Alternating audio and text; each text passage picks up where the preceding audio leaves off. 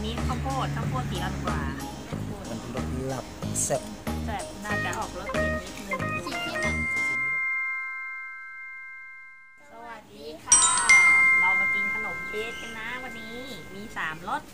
คอนเป็นข้าวโพดรสออริจินอลเป็นมันแล้วก็รสลาบนะทุกคนมี3รสยาฮูอันนี้รสคอนด้านหน้าเป็นอย่างนี้อันนี้ด้านหลังโอ้สวยนะเป็นสูตร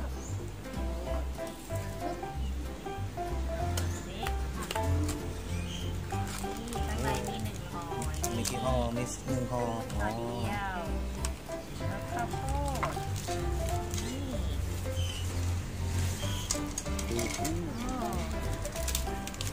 หอมข้าวโพดกินดิกินข้าวโพดมั้งกินข้าวโพดหวานของข้าวโพดเลยกินข้าวโพดหอมข้าวโพดเลยอร่อยครับ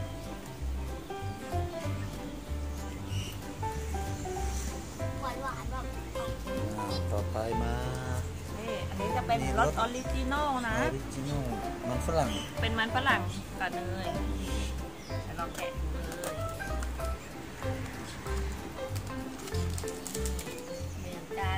เหมือนกัน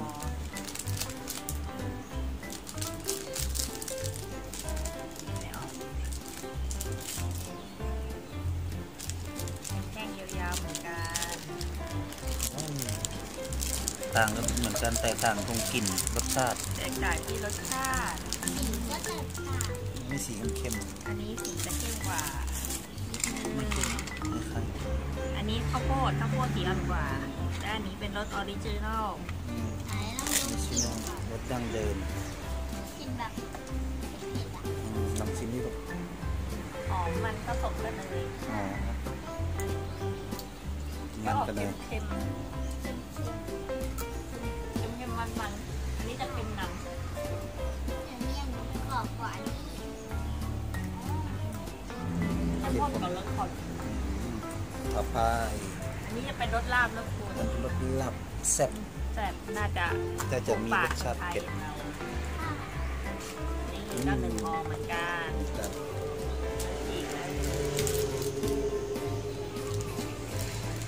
กลิ่นลาบออกเลยแล้วอันนี้ลาบแซ่บ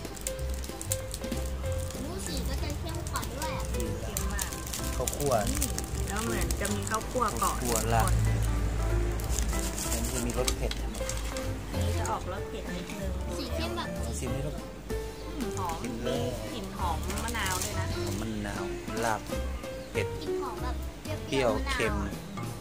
แล้วมันมีข้าวคั่วเกาะรสชาติเหมือนลาบเหมือนลาบเลยอ่ะเจ๋งอ่ะกินเหมือนลาบเลยใช่ไหมเหมือนลาบเลยใช้ได้เลยนะได้แต่ไม่เผ็ดมากไม่เผ็ดมากจะกินได้จะมีข้าวคั่วมีพริกใช่ในข้าวคั่วมีพริกมีพวกผงรสชาติเปรี้ยวเค็มหวานไหมไม่หวานนะนี่มีนาชอบรสไหนรับชมอันนี้แล้วแต่คนชอบมีนาชอบรสออริจินอลแม่ชอบรสลาบแล้วแต่คนชอบแต่ก็อร่อยทุกรสอร่อยทุกรสนะคอนก็อร่อยรสข้าวโพดก็อร่อยข้าวโพดมันก็จะออก